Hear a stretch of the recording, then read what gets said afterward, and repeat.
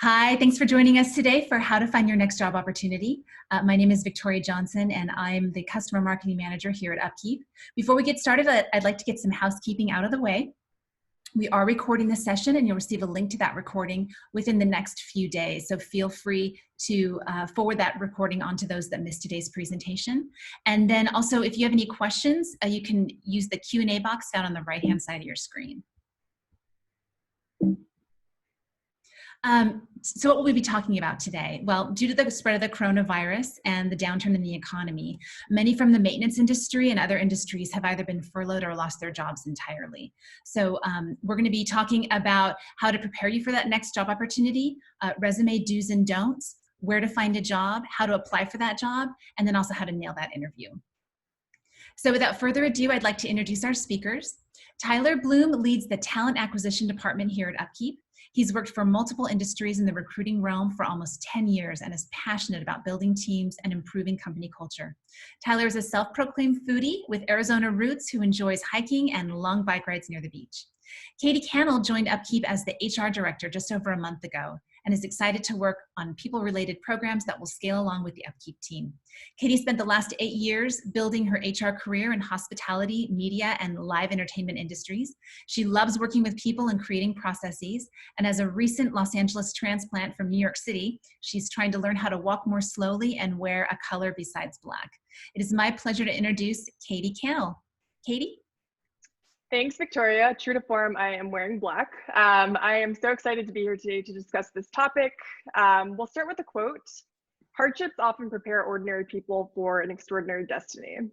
Times are tough right now. Unemployment continues to climb. The economy is at a standstill, and we're all trying our best to avoid that nasty virus. The future looks uncertain, which means the only place we should focus right now is the present. So during this time of hardship, if you just lost your job or got furloughed, you can start to create that extraordinary destiny right now, and Tyler and I are going to help you get there. So let's start at the beginning with the toughest part of your job search, your resume. We're going to go over some do's and don'ts. Let's start with the do's. First do is list all relevant roles. If you're looking for a job as a window washer and you were a window washer in your previous role, before that you were a waitress, no need to list the waitress job if there are no skills that relate to the new job you're seeking. Make sure to tailor your resume to the job description and only list the jobs that pertain to the job that you want. Do show impact. When writing your resume, neatly organized bullet points should accompany each role. Instead of writing a list of tasks, be sure to talk about the impact that you had. So here's an example. Instead of directed and performed troubleshooting, try this. Regularly directed and performed troubleshooting and maintenance tasks, which led to a 10% decrease in equipment downtime. And employers don't want to see your job description, but they want to learn about the skills and assets you utilize to achieve real quantitative results. So take the time to quantify your achievements and show the reader at a glance what you've accomplished at each position that you've held. And that brings us to our next do, use keywords. Most companies, including 99% of Fortune 500 companies, use a software known as an applicant tracking system, or ATS, that can scan the content of a resume to make it searchable. So some systems can even automatically filter and rank applicants based on the job description. This means that a highly qualified applicant could slip right through the cracks or get wrongly rejected without even being viewed by a human if their resume doesn't include the right keywords that match the job description. So I'm not saying that you need to rebuild your resume for every single job that you apply to, but you definitely want to scan the job description and make sure that those keywords can be found within your resume. And to find those keywords, just do a web search for resume keywords for insert job title. I did it for maintenance manager, and this is what I found. So as you can see, this search brought us an array of maintenance manager resumes to review, and they're chock full of keywords, no doubt. Viewing other resumes and job posts is a great way to find appropriate keywords. Next do is list your contact information, but make sure it's professional. Like the old adage says, you never get a second chance to make a first impression. The first impression a hiring manager or recruiter has of you is your resume. So at the very top of our resume is contact information, and you want to ensure that that information is written professionally. For instance, you want to avoid using any reference to body parts, curse words, references to sex in your email, and also avoid using any information unrelated to the job you're applying for, like pianoman@gmail.com or gonefishing@gmail.com, unless of course you're applying to be a piano man or a fisherman. Creating an email specifically for your job search is a great idea and will allow you to keep your funny email for personal use. Next up is your voicemail greeting. This is what recruiters hear when they call about your resume. You want to make sure your voicemail message is clear and polished. So state your name clearly, encourage the caller to leave a message, and thank them. And also make sure that your voice mailbox is cleared so your phone can accept new messages.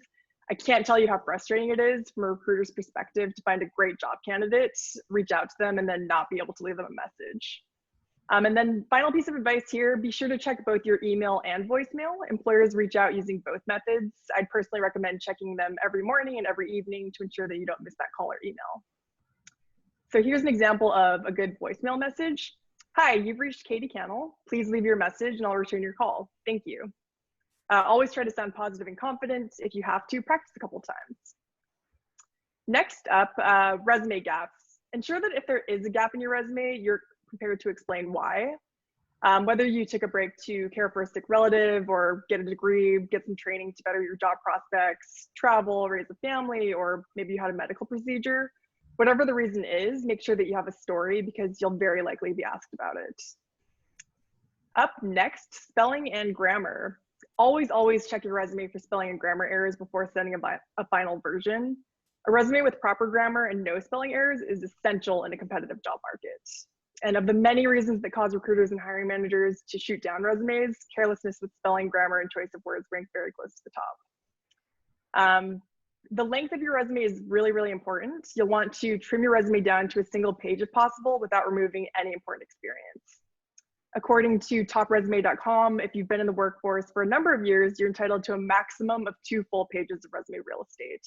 So this rule applies to most senior professionals, whether you've been in the workforce for 7 years or 27 years. And there are exceptions, of course, but 9 times out of 10, you'll want to keep it at 2 pages or less. And if you need help, hire a resume building service. What are some reasons that you'd hire someone to write your resume? First, not everyone's a writer. I even know writers that have hired a firm to write their resume. And writing about yourself is really difficult, so it's good to get another perspective. Chances are you don't work in marketing, and your resume is your entry point and a marketing tool.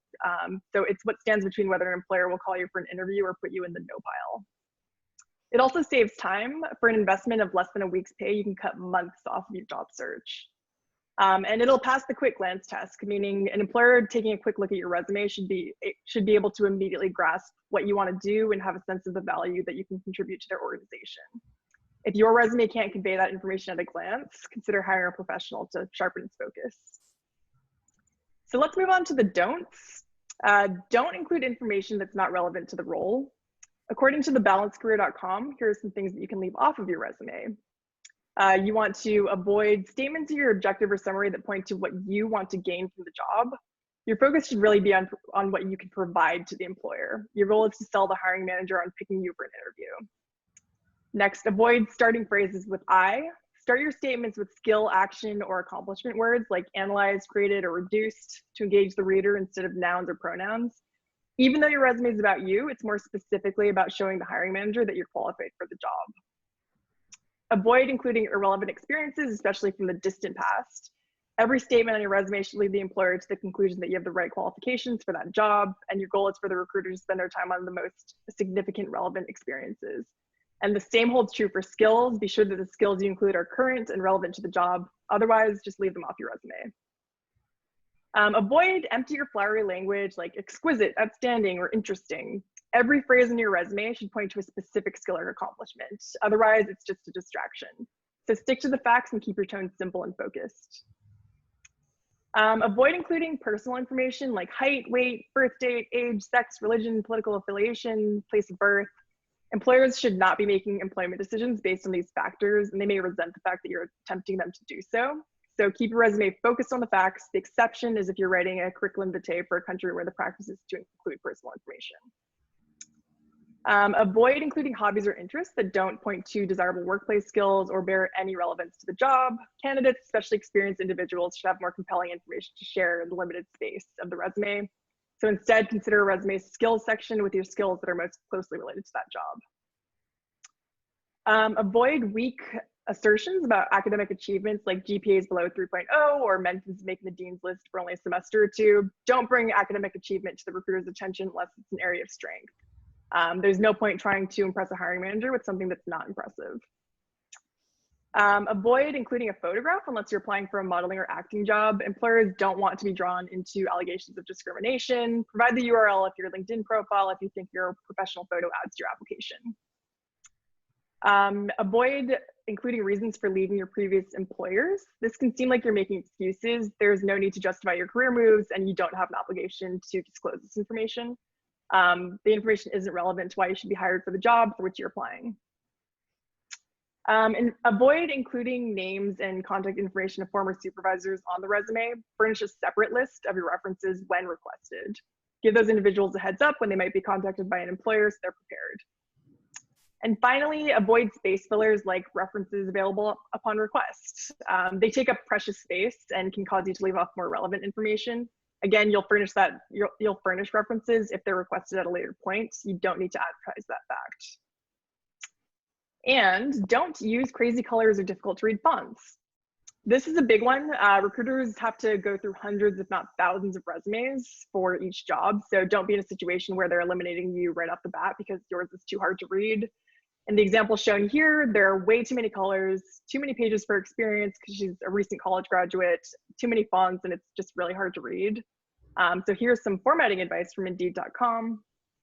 Apply appropriate margins. They should be proper margins for your document. Ensures the information fits within a highly readable space. If you have a fairly short resume with lots of blank space, you can use wider margins.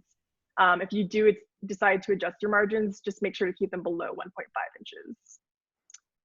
Select a professional readable font. When deciding what font to use for your resume, keep in mind that it should be clear and easy to read. Make sure employers don't have to work to understand the words in your resume. And here are some examples listed of the best resume fonts. Make your font size 10 to 12 points. Another factor in making your words highly readable is setting an appropriate font size. Generally, you should stay between 10 and 12 points. Feature your section headers. Bolding, underlining, or increasing the font size for section headers can help employers quickly find the information they're looking for. Be careful when formatting section headers. They should be differentiated from the section body in a clean and professional way. Use bullet points where appropriate. Using bullet points in your experience, skills, or education sections allows employers to easily consume the most relevant pieces of information from your background. Bullet points should be used to list your achievements. Avoid using 1 or 2 bullet points. You should have at least 3 for each job. If you have less than 3, simply list them without bullets in sentence form or use other punctuation to separate different ideas. Ask for feedback. After you finish writing and formatting your resume, ask trusted friends or colleagues to review it. It can be really helpful to have a third-party perspective. And while they should look for grammar and spelling mistakes you might have missed, they should also pay attention to your formatting. Ask them to look for readability, consistency, and a professional look and feel. And with that, I'm going to pass it on over to Tyler. All right, thank you so much, Katie. That was super helpful. So you may not have a consistent paycheck right now, but you do have a job, and that job is applying and interviewing until you have an offer letter. Looking for a job is almost never a one-step process. It's something you should spend all day working on. I'd like to go through some of the steps you should follow to land the job of your dreams. Let's start with step 1. Now that you have a polished resume, you'll want to post it on as many job boards as you can. But how do you know which ones? Believe it or not, the best tool for finding maintenance jobs is Google. Search for a specific job title within the Google search bar. You can then refine your search by location. Make sure to look at more than just the first page. There are typically dozens of pages filled with jobs in every industry. These links will direct you to other job boards and company job sites. That being said, there are hundreds of websites out there to help you find job openings, so don't limit yourself to just one. Here's a list of the most popular job boards you'll want to bookmark: LinkedIn, Indeed, Glassdoor, ZipRecruiter, Monster, CareerBuilder, and Dice. Also, don't forget to check your local government job sites. Cities and states need many different types of maintenance professionals, and they are almost always hiring. Lastly, if there is a company in your area that you really want to work for, look at their job opening on a daily basis. A link to a company's career page is almost always found at the bottom of their website. Step 2, you want to create an account on each of these sites, but start with LinkedIn. LinkedIn is a great way to be found by recruiters, but it's also become the standard for companies to refer to your LinkedIn to learn more about you. Think of LinkedIn as an extension of your resume. Most of the same rules do apply. Remember to keep your activity on LinkedIn very professional, because companies do have the ability to look into your previous comments as well as the content that you share and like. Finally, keep your experience updated and have someone take a professional photo. Uh, avoid mirror selfies at all costs for your profile picture. Now, let's talk about traditional job boards. When it comes to a job search website like Indeed.com, here are some basic steps you'll want to take. Create an account and upload your newly updated resume. Search for specific job openings by title in your area and apply to as many as you can. Set up email notifications to alert you when similar jobs are posted.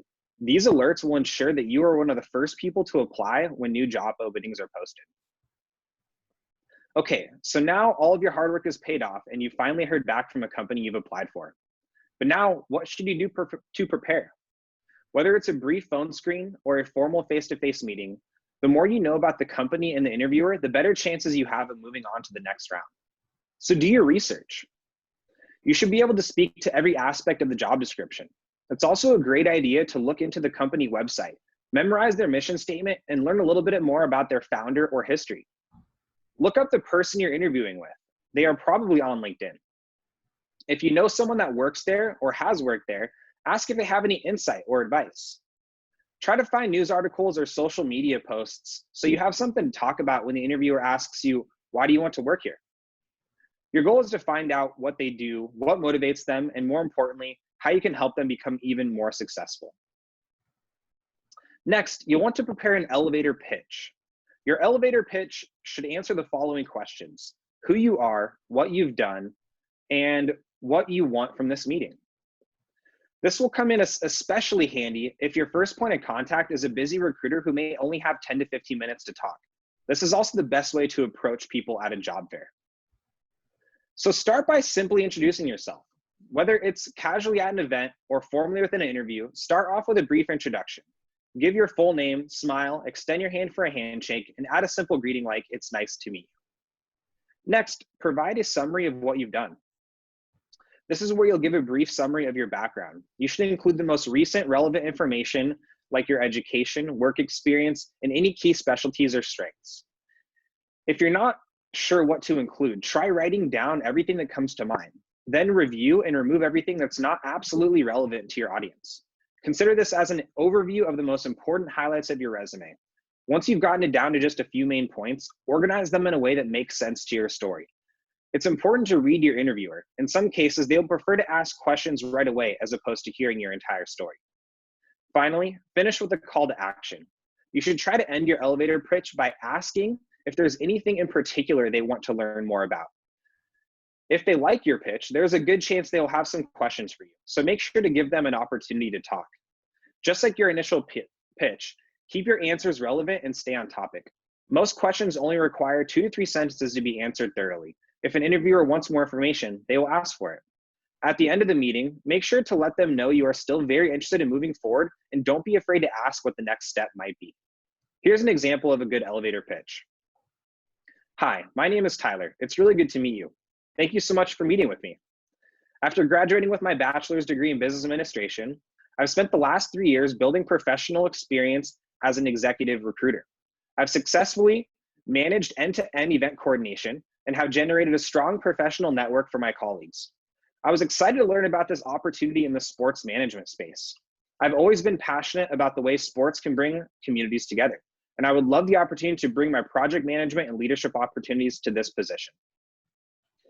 Now let's talk about the interview itself and how to prepare for it. Even if you're a well-oiled interviewing machine, it's essential to spend time thinking carefully about what skills and accomplishments will resonate the most with your audience. Is it your management abilities, your creative approach? The examples you share will vary depending on the company and the role you're applying for. Have an answer to "tell me about yourself" ready to go.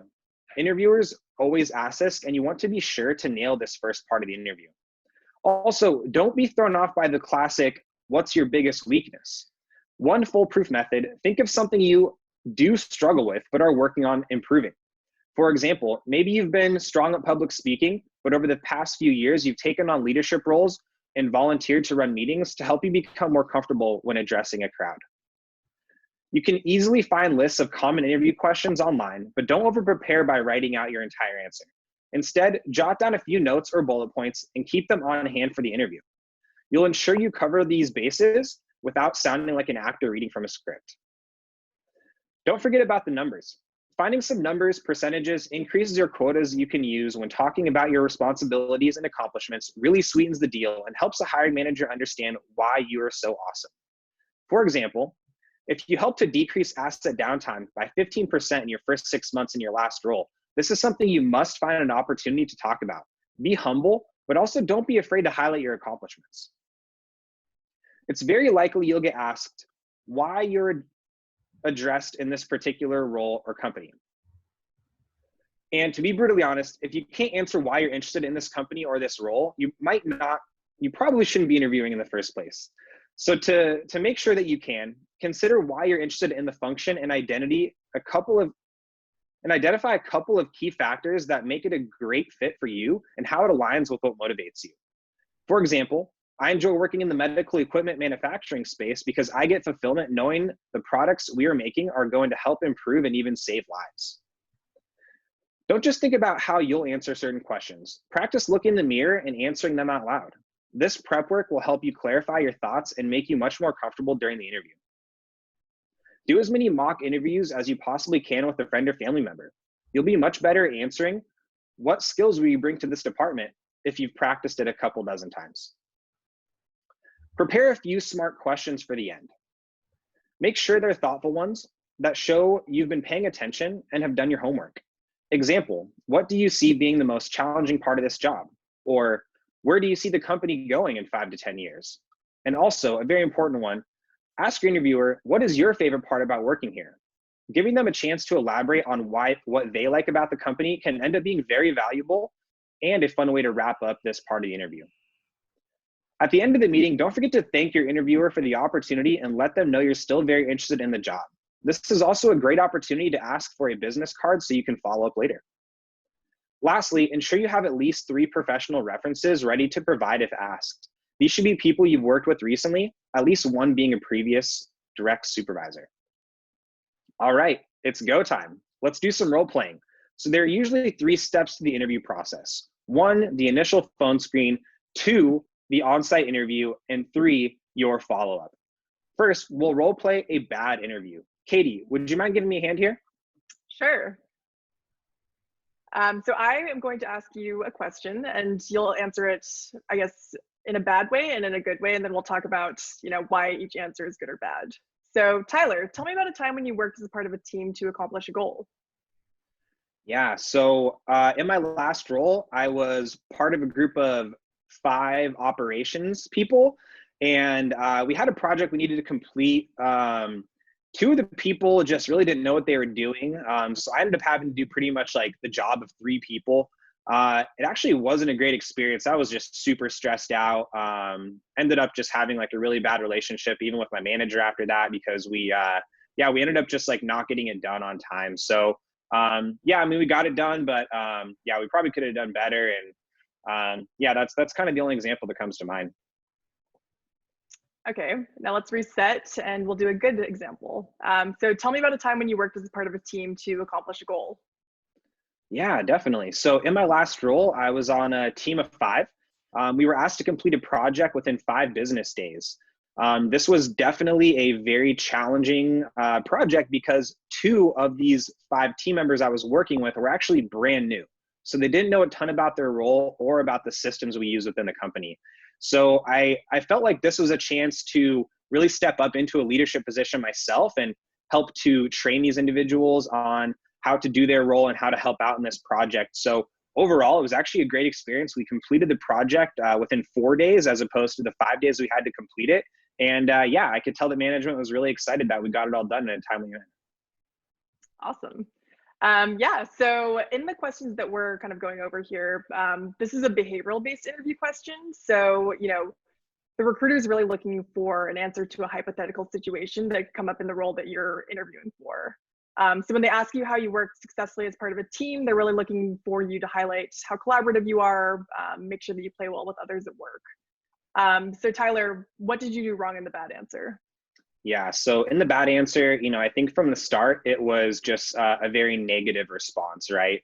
It's really, really key to try to think of positive ways to, really express your experience. And also with that answer, I wasn't very specific with the project or goal timelines. And I really made it more about myself and my experience, and it really didn't really highlight how I was working as part of the team, right? On the other end, in the good answer, I gave a more clear example. I kind of communicated the timeline. I gave a more of an example of what the challenges were, and also an example of how we overcame them. So in the good answer, you could tell it was a much more positive approach to accomplishing this goal. And I gave a little bit more insight into what type of team player I am. Awesome. Great. Well, thanks for your help there, Katie. So now that we've finished your interview, let's talk about follow-up. Many people overlook this step, but it's very important to send a thank you email to everyone you interviewed with. You can ask the recruiter if they're able to share the hiring manager's email address with you. But if the recruiter is unable to share their contact information, send a thank you email to the recruiter and request that it's forwarded on to those you had met. Add a personal touch to your message by referencing specific aspects of the interview that you enjoyed. Go above and beyond by referencing parts of the job description and company mission statement that you're most excited about. Send this thank you email the morning after the interview while the meeting is still fresh in everyone's mind. All right, now let's talk a little bit about appropriate follow-up tactics. It's good to understand that recruiters often juggle up to 10 jobs at once, and sometimes candidates can slip through the cracks.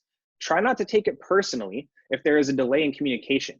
In most cases, recruiters are waiting for feedback from hiring managers, and they may not have anything new to share with you. If you have not heard anything from the company after 5 business days, don't hesitate to send a 1 to 2 sentence check-in email to the recruiter, letting them know you're still interested in the opportunity. Another benchmark would be about the 10-day point. Go ahead and send another email at that point as well. It's natural to want to add pressure and urgency in these emails, but do your best to keep it professional. An impatient email at this stage can end up really hurting your chances of landing that job. Some final thoughts here, folks. It's important to stay positive at this stage. Remember that things often happen for a reason, and the right opportunity will come along for you. So that includes this part of our presentation. And Victoria, I was wondering if we have any questions that we want to go over. We do. Can you guys hear me okay? Yes. Awesome. All right, so first we are going to start with Grant. He asks, great question, when should I follow up with a company about a job I've applied for? Tyler, do you want to talk about that? Definitely, I'd love to take this one. So I get this question a lot. The best thing you can do is to utilize tools like LinkedIn, right? We talked about LinkedIn a little bit. It's a great way to get in contact with recruiters and hiring managers. So if you have applied to a role that you really, really want, don't settle with just applying. You can use LinkedIn to then send a message to who you feel is going to be the appropriate hiring manager or recruiter for that role and for that company, and just send them a quick message, something brief that says like, I've applied for this role. I'd love a chance to set up a phone call to learn more. Taking those steps immediately can actually really improve your chances of getting an interview before that job is closed. Oh, that's great advice. Thank you. I'm actually learning a lot from this, so thanks, you guys. Okay, so next question up. This is a good one and a tough one, and one I always struggle with. Bill asks, how should I go about negotiating a higher salary? Katie, do you want to take that one? Yeah, for sure. That's a great question, and definitely a difficult thing to handle sometimes. But I'd say, before you start the interview process, make sure that you know what your value is. Do research on other companies with similar roles posted, and just kind of know what the market value of that role is. That way, when you're going into the first interview with a recruiter, they'll often ask you kind of what you're gearing towards in terms of salary. So you have kind of the top end of your scale that you can tell them. And I would even pad it a little bit, honestly. Recruiters take really good notes, so you can't change your answer later on in the process. Yeah, and if you receive an offer, but your value is higher, just make sure to explain your reasoning, point to the research that you did beforehand, be really confident in asking for more because you do know your value. And if you end up, still being interested in a job where they're not kind of willing to have any wiggle room with the salary, just make sure that it's right for you. Awesome. That's great advice. Thank you. Next one up, Scott asks, what happens if I have 2 opportunities at once? That's a dilemma. Tyler, do you want to take that one? Yeah, I'd be glad to. So first and foremost, just keep your options open. There's an age-old saying, don't put all your eggs into one basket. Continue to interview, continue to apply, continue to reach out to recruiters and hiring managers until you have a job offer in hand. This also goes for people that are still employed. Please do not submit a 2 weeks notice until you are sure that you have this other job locked down, and even that you have a start date that's been determined as well, right? You want to know what kind of timeline you're looking at. Also, there are some amazing situations that people find themselves in where they have 2 offers at once, right? This is a great problem to have. I have never seen a situation where a candidate being transparent about having another offer has gone bad for them, unless of course they handle it in a non-humble way, right? So just make sure to communicate it, be transparent, make it a positive thing, right? Don't use it as a way to add urgency. Use it as a way to let someone, the hiring manager or the recruiter, understand your value and what kind of timelines that you're really looking at. Oh, that's fantastic. Great advice. Thanks, Tyler. I think we have time for one more. Katie, this one's for you. This is one I always struggle with too, is should I write a cover letter? Yeah, that's a great question. I think it really depends on the role, but generally I'd recommend yes. A cover letter really helps set you apart from other candidates, and regardless of the role you're applying to, it gives you an opportunity to really express why you're interested in a role with that specific company. So this goes a really long way for companies that are really hiring for culture, which a lot of companies are. And again, I talked a lot about the resume, but if you're writing a cover letter, just make sure it's very much tailored to that job. Check for those spelling and grammar errors. Make sure you're not listing another company's name on an email to that company that you're applying to, and just always double check everything. Such good advice. And yes, absolutely. I've made those mistakes before and thought, oh, well, you guys, I think that about does it. We're out of time, actually. If you have other questions, don't worry. We are going to get back to you and answer all those questions. So keep them coming. I want to thank Katie and Tyler for taking time out of their day to share this presentation with us. Such great advice and great tips. Really appreciate it. And I want to thank you all for coming. It means so much that you've attended this, and we sincerely hope this will help you in your job search. Good luck out there, and everyone please stay safe. Thank you so much for joining us today. Thank you. Bye.